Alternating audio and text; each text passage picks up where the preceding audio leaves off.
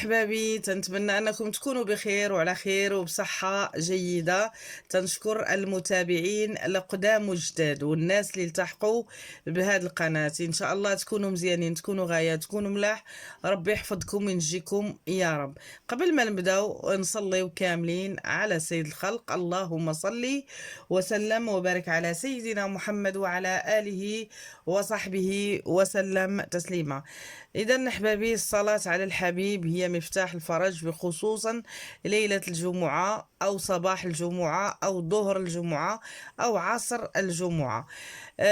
من الأحسن صلوا بكثرة على سيد الخلق يوم الجمعة أو ليلة الجمعة 303 أو 313. غادي سبحان الله يتحققوا معكم بزاف الأمنيات. ولكن جيت اليوم وما جيتش باش نعطيكم وصفة ديال السحر أو العين أو الحسد. كما متعوداكم تنخدموا غير هاد الوصفات، لأن هذا هو المشكل اللي تيوقع في الحياة: العين والحسد والمشاكل اللي تتوقع من النفس الأمارة بالسوء، والناس اللي ما تيبغيوش الخير لخوتهم. أغلبية النساء حطوا لي في التعليقات، سمحوا لي إلا ما جاوبتكمش في التعليقات، على حسب العلم ديالكم انني كنت عيانه شويه، ولكن غادي نجاوب كل واحد ان شاء الله، وتنجاوب واخا عيانه تنجاوب الناس. اذا اليوم غادي نعطيكم واحد الوصفه اللي غادي تكون ايجابيه بالنسبه اللي عندهم الناس الكحه وعندهم الم في الصدر، لان هذا المرض الموسمي عنده اعراض تاثر على الصدر كأن محطوط عليك صخره. الكحة بالليل، ضيق التنفس. غادي نعطيكم ان شاء الله هذه الوصفه لانها رائعه واكثر من رائعه. غادي تخرجوا عند عطار، غادي تجيبوا الثومه الحمراء، وغادي تجيبوا التين الشريحه. حنا نقولوا في المغرب الشريحه، ولكن جيبوا كما يقولوا خوتنا العرب التين. اذا التين مذكور في القران، التين والزيتون، لان التين ربي سبحانه وتعالى حطوا في صورة من القرآن، لأنه رائع فيه شفاء. ولكن الطريقة اللي غادي ديروا ليه: غادي تاخدوا الشريحة، تجيبوها تغسلوها مزيان، لا تكون فيها التراب أو الغبرة، نغسلها مزيان ونشد الثومة الحمراء. كل قطعة ديال الثومة غادي نوضعها في الشريحة داخل، وغادي نحطها في كاسرون. غادي نحط عليها اما كاس ديال الماء زهر واما كاس الماء عادي، وغادي نخلي هذيك الشريحه حتى تبخ مع ديك الثوم، مع كاس معتدل ماشي صغير، كاس معتدل. غادي نحطوه حتى تنشف هذيك الشريحه مع الثومه. هذاك الماء ما يبقاش، ولكن ما تقلبوا تلقاو الشريحه طابت بحال هكا. هانتوما طابت، ولات لينه.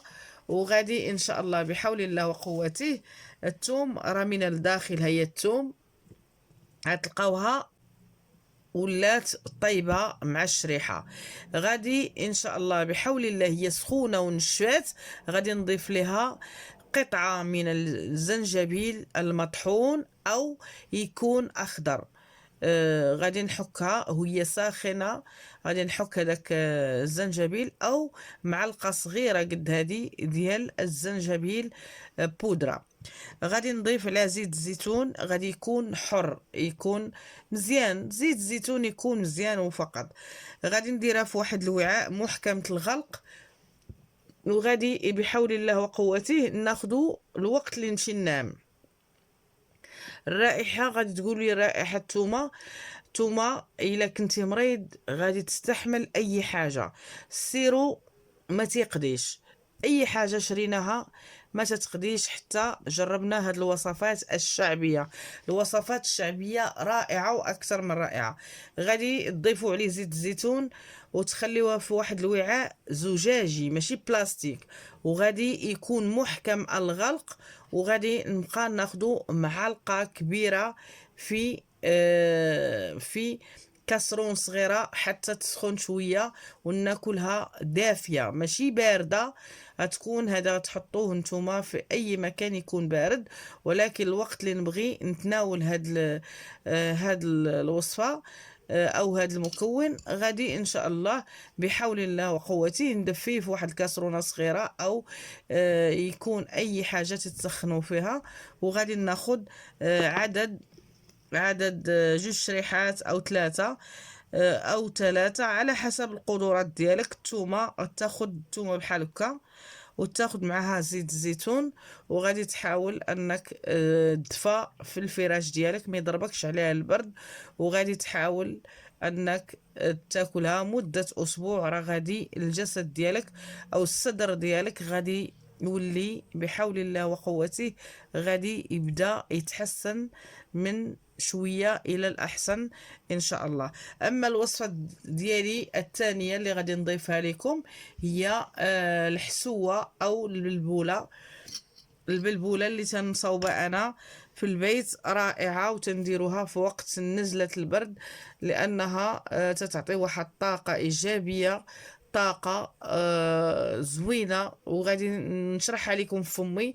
اللي قبيله انا خدمتها في البيت ديالي، ونسيت انني باش من نسيت انني باش نصورها لكم، ولكن انا نعطيكم الطريقه، وغادي ان شاء الله بحول الله ديروها كانكم شفتوا الفيديو.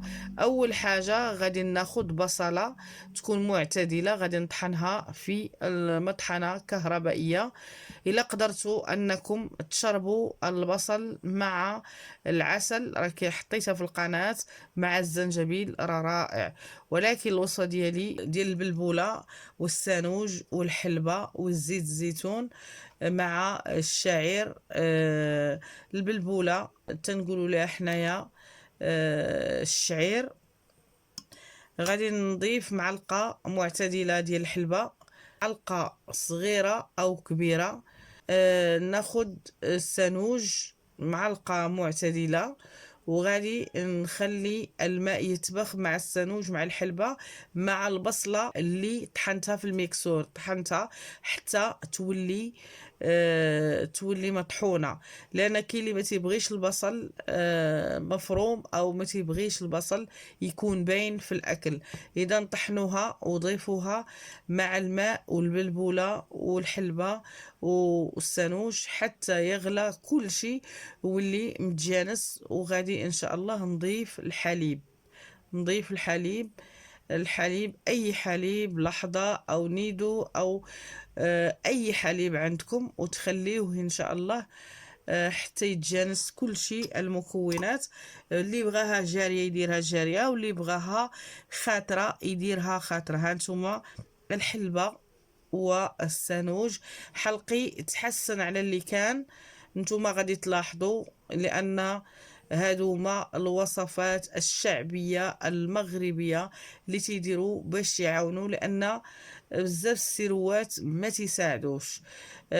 كاين ادويه ديال الطبيب، ولكن تتساعدي بوصفه شعبيه باش تساعدي راسك، باش الصدر ديالك ما يبقاش عندك هذاك الاختناق، وما يبقاش عندك تراكمات في الصدر ديالك والبلعومه والحلق والتهاب الحلق. اذا احبابي، الى عجبكم هذا الفيديو ما تنسونيش بلي لايك. وليلة جمعة مباركة إن شاء الله، يا ربي يعطيكم صحتكم ويعطيكم أي حاجة طلبتوها من الله سبحانه وتعالى غيحققها لكم، ويعطيكم أماني كثيرة. الوصفات اللي طلبوا الناس على حسب السحر التمريض أو السحر، راقبوا الوصفات اللي غادي نحط ان شاء الله، غادي يكونوا مميزين وغادي يكون فيهم نتيجة اللي غادي تعطيكم ان شاء الله طاقة ايجابية. كما العادة لابد اننا ندعموا بعضياتنا بطاقة ايجابية من القرآن الكريم، لان الطاقة الربانية هي اللي غادي نعتمدوا عليها في الحاضر وفي المستقبل. لان هادشي اللي تنشوفوه او هادشي اللي تنعيشوه ما بقاش اليقين وما بقاش الصفاء. اذا نصفيو نفوسنا ونصفيو ايماننا مع الله، وربي غادي يصوب كل الامور ان شاء الله. اذا احبابي، ما تنسونيش بلي لايك وما تنسونيش بالدعم. والله المستعان على كل الأمور. والسلام عليكم ورحمة الله وبركاته.